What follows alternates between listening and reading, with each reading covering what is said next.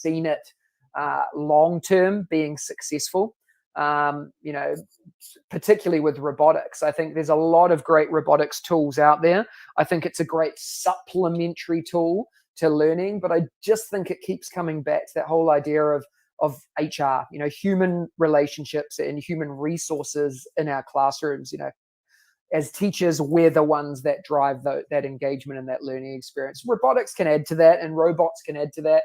And, I've seen some amazing stuff in Japan as well with robot restaurants and other bits and pieces. But, I've never seen robotics that have been long-term, or robots that are long-term in the classroom that engage us.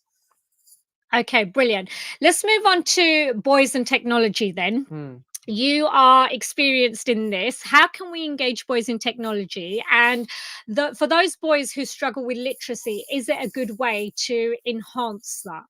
Yeah, I think so. I use technology all the time in my classroom. I think there's plenty of literacy-based tools out there that can support this.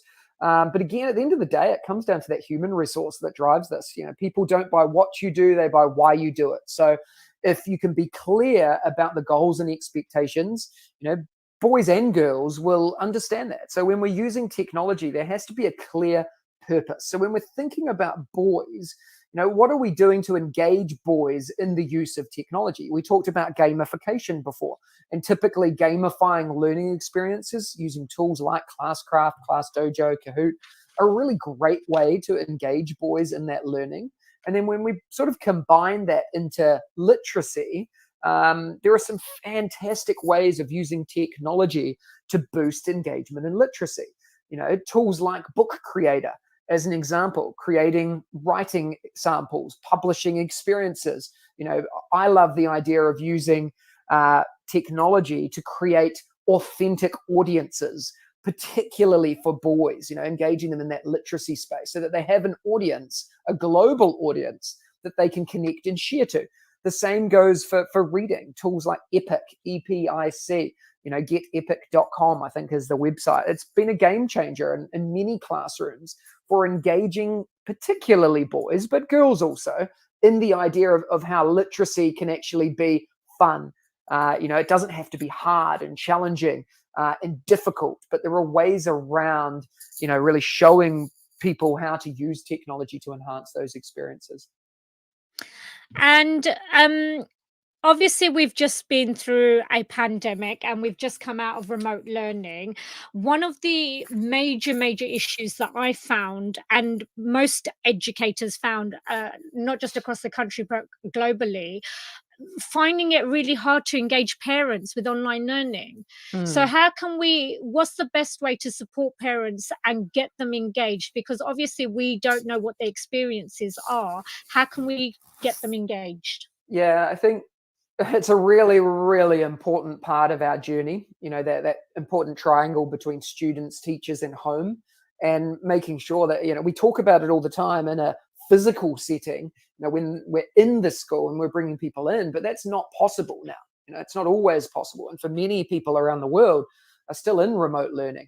And I think the whole idea of being open and honest and transparent, but also bringing kids into the frame. Kids can do a lot more than we give them credit for, letting them lead learning, share learning, but being very open about this. So, I've worked with schools over the last 12 months supporting tech training in particular, like what we've been teaching the teachers and the students. We've also offered the same learning experiences for parents, making sure that they have the opportunity to learn too, offering weekly sessions, online learning libraries, pre-recorded videos, allowing people to come in. Even if you're catering to one or two people, you'd be surprised at how quickly that spreads across the community, how quickly they share that out. So I think, letting them know that their job is not necessarily to lead the learning, it's there to support the learning. So I think one of the things that I've noticed is that parents get really worried about this process at home.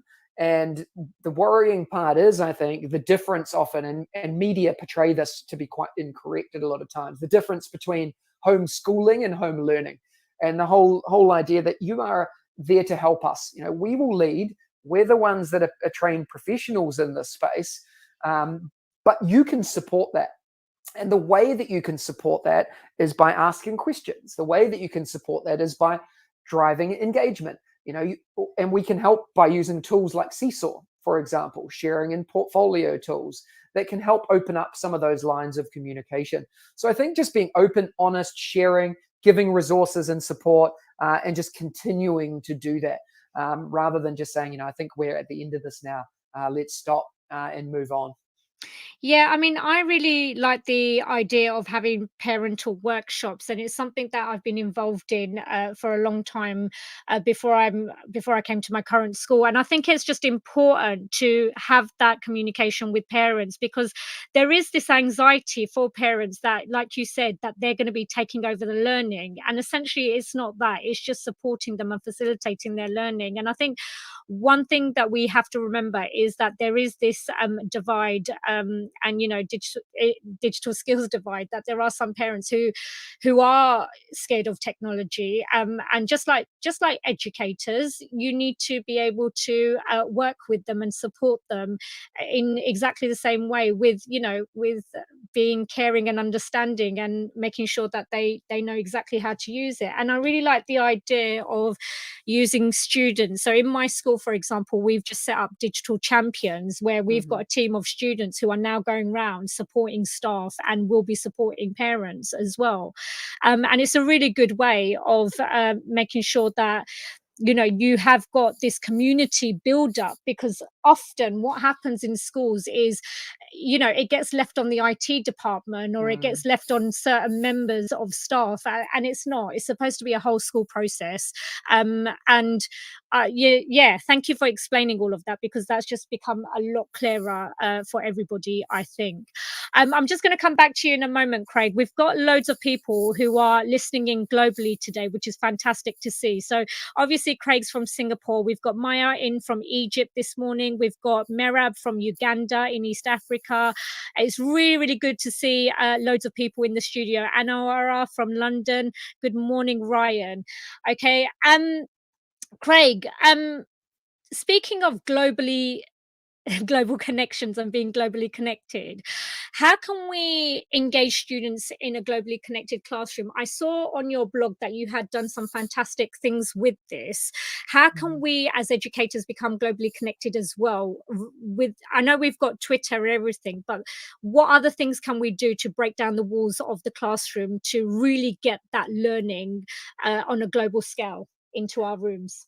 Yeah, I think really important initially, a shout out to Twitter. That's been a game changer for me. It really has. And connecting and engaging with authentic audiences from all over the world. It's just an amazing way to connect and engage as a professional. But, I've done a lot with tools like Mystery Skype, connecting and engaging, connecting people all over the world, which I think, brings people together in more than one way.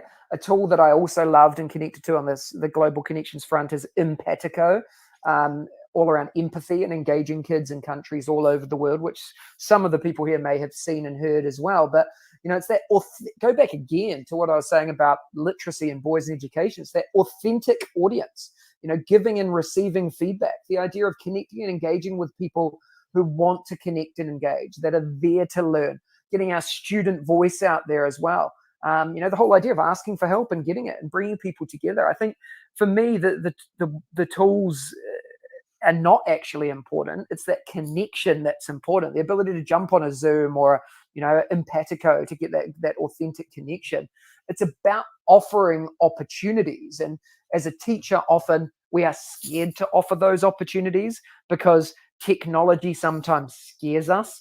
But the tools that are out there now make it really easy for us to be able to do that. And I'm more than happy to always, if there's people listening here from all over the world, I'm always happy to connect people to friends and family and schools that I work with, because we're so much stronger together. So I'm really pleased you brought up this idea of, globally connected classrooms. And so on your blog, I was reading that you use Skype within the classroom, for example, and there was this whole section on you bringing in old astronauts from NASA who Mhm. were actually giving talks and speeches to children within the classroom. And we're not talking about secondary school kids here in the UK, we're talking about primary school children. And Yeah. I thought that was fascinating, the fact that you could go globally across the whole world and connect with anyone and actually bring that live into the classroom and actually show children what their working environment is, what kind of things they're doing. I thought it was a brilliant way to bring enhanced learning.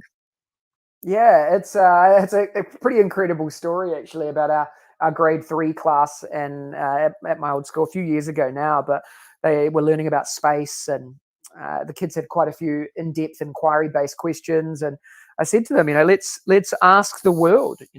I'm not an expert in this, and it's okay for us as teachers to say, well, I don't know, but let's go find out. We're connected now in this world that our kids know no different.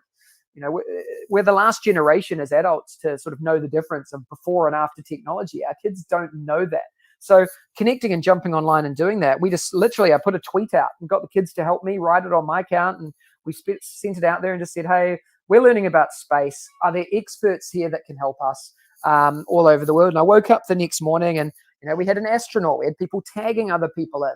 And within a week, we were actually able to have an astronaut talk live with the kids across time zones. Amazing here in Singapore. We had people from a spacesuit design company answer our kids' questions about what's important. And we had kids talk with kids in a NASA camp about, what they're learning about space as well. Such authentic learning experiences that came from asking a question in a globally connected environment. Yeah, and I mean, you could really make a project out of this. It doesn't have to be a one something in isolation. It could be connected across the whole school Absolutely. as a whole school project and bring in different themes and make it into something really big. I mean, we used to do it in one of the schools I worked in. In fact, the very first school that I worked in when I was an NQT, I was kind of lucky. I was in a really good school, and we had learning experiences across every single department almost, and we were connected to lots of schools around the world. And it was just amazing. It was amazing that we had children and we had educators sharing learning experiences, and there are schools who are doing this in a really fantastic way. So my advice to listeners is that if you can get that learning environment set up in your classrooms and you can connect to people across the world, it's a really good way to do it. It's something that I think that kids really do enjoy, and you can learn a great deal from other countries and other people as well. Craig, where do you see the future of ed tech? Because obviously there's this shift now where the pandemic's happened, we're in remote learning, but we're not, kind of, because now we've gone back to normal. Mm. What kind of future do you see? Because obviously Singapore is a futuristic country. Where do you see it going, and what kind of innovation can we